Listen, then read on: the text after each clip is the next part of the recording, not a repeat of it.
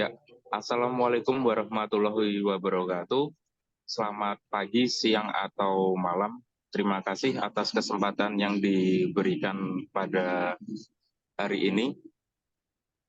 Berdepatan dengan agenda perkuliahan kita, yaitu mengenai presentasi hasil laporan diagnosis organisasi, kami dari kelompok 9 akan mempresentasikan hasil laporan diagnosis organisasi kami di PT Graha Service Indonesia atau Samsung Service Center yang berlokasi di Jalan Kaliurang KM 5. Di sini saya tidak sendiri.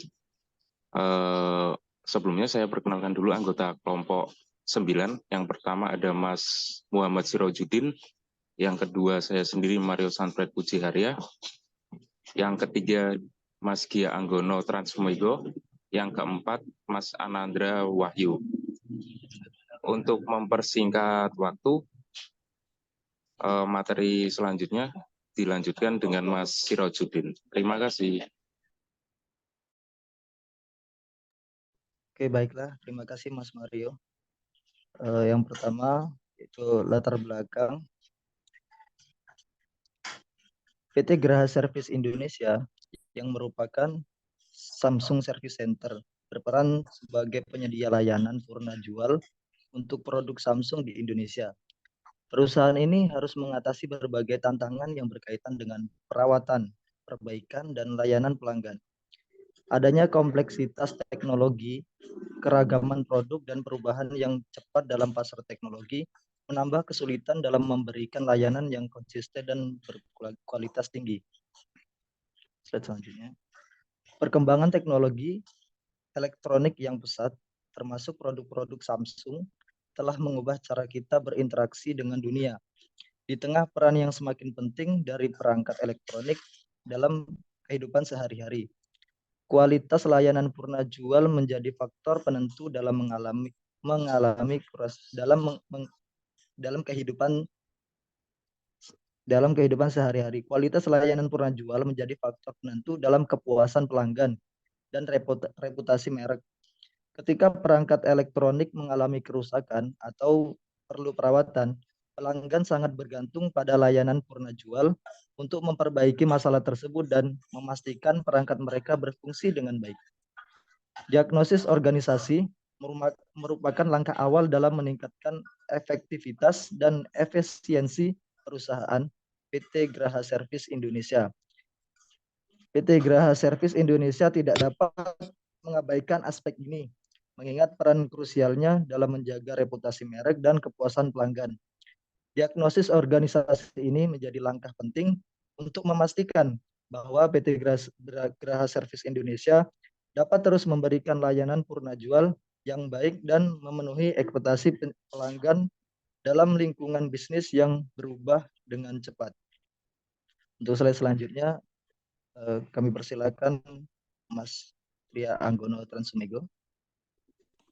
Baik, terima kasih Mas Sirojudin atas waktunya. Profil perusahaan. Ini salah satu profil perusahaan. Berikut adalah struktur organisasi, visi dan misi, nilai budaya organisasi dan kebijaksanaan perusahaan.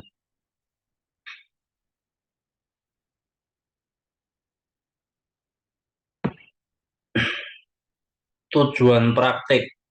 1. Meningkatkan efektivitas organisasi. 2. Optimalisasi kualitas layanan teknis. 3. Peningkatan kepuasan pelanggan. 4. Mencapai visi dan misi perusahaan. 5. Pengembangan jangka panjang.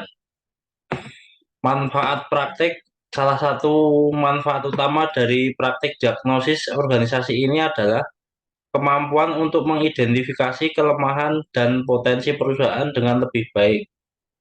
Dengan pemahaman yang lebih mendalam tentang operasional dan struktur organisasi, PT Graha Service Indonesia dapat mengevaluasi aspek-aspek yang memerlukan perbaikan dan menemukan peluang untuk pertumbuhan.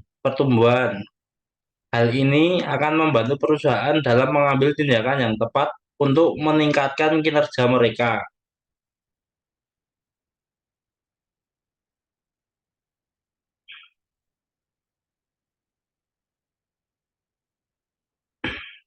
Bab 2, metode penelitian.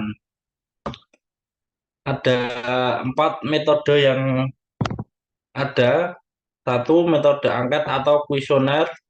2, metode observasi. 3, metode wawancara. 4, respon.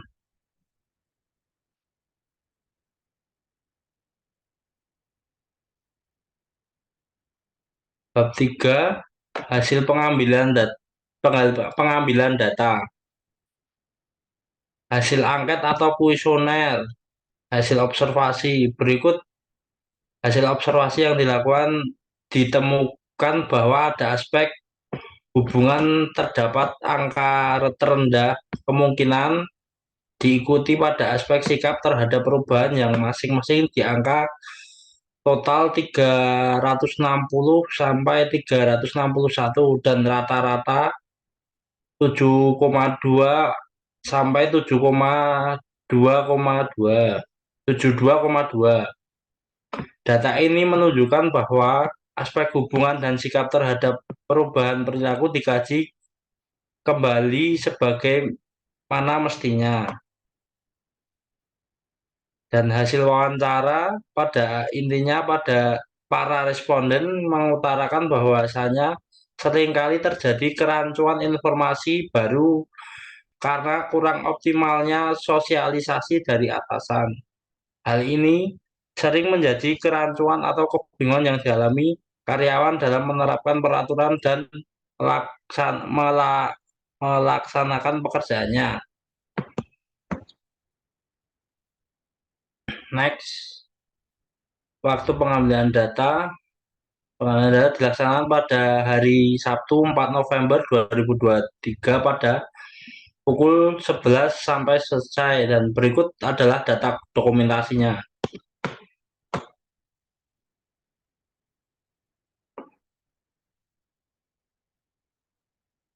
Bab 4, analisis masalah. Di bawah ini adalah analisis masalah yang muncul selama proses asesmen. 1, masalahnya 1, masalah kurangnya pemahaman aturan. 2, ketidakjelasan dalam implementasi kebijakan. 3, kurangnya sosialisasi aturan. Dampaknya: 1, ketidakpuasan karyawan. 2, resiko hukum. 3, ketidakpastian organisasi.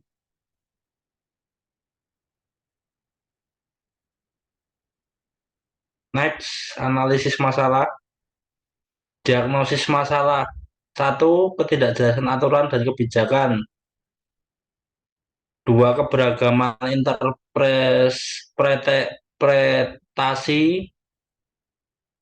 3, tidak ada pemahaman tentang konsekuensi. 4, salah satu masalah utama adalah kurangnya komunikasi internal yang efektif mengenai aturan dan kebijakan. Informasi mungkin tidak tersampaikan dengan baik kepada karyawan.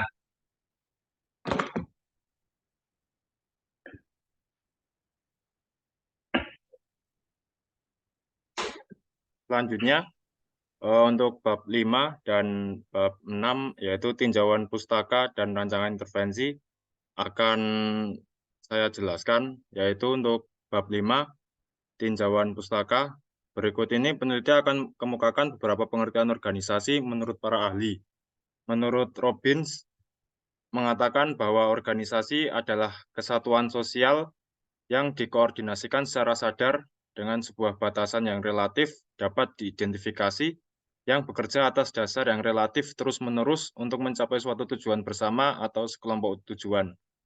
Selanjutnya, menurut Hasibuan, yang memberikan pengertian organisasi, yaitu organisasi adalah suatu sistem perserikatan formal, berstruktur, dan terkoordinasi dari sekelompok orang yang bekerja sama dalam mencapai tujuan tertentu. Selanjutnya, Yang bab ke-6 yaitu tentang rancangan intervensi. Menurut Argenti, cara terbaik untuk menilai keefektifan usaha komunikasi internal perusahaan adalah dengan menentukan sikap karyawan tentang perusahaan. Orsini menjelaskan bahwa komunikasi internal yang efektif adalah hal yang mendasar bagi perusahaan untuk menjalankan tata kelola organisasi atau bisnis yang baik dan kontrol yang penting untuk memahami arah dari organisasi. Untuk meningkatkan efektivitas komunikasi internal, diperlukan pendekatan partisipatif dari berbagai pihak. Pada akhirnya, dorongan komunikasi internal yang efektif memperkuat keyakinan karyawan bahwa mereka adalah aset penting bagi perusahaan. Komunikasi internal sebagai proses penting yang melibatkan pertukaran pengetahuan dan informasi, dan juga organisasi dan individu perlu menguasai komunikasi internal agar efektif. Begitu penjelasan dari saya. Selanjutnya, waktu kami serahkan kepada Mas Mario Sanfred. Dipersilakan. Ya, terima kasih untuk Mas Anandra. Mungkin sekian presentasi atau penjelasan diagnosis laporan dari kelompok kami. Untuk kurang lebihnya mohon maaf. Wassalamualaikum warahmatullahi wabarakatuh. Waalaikumsalam warahmatullahi wabarakatuh.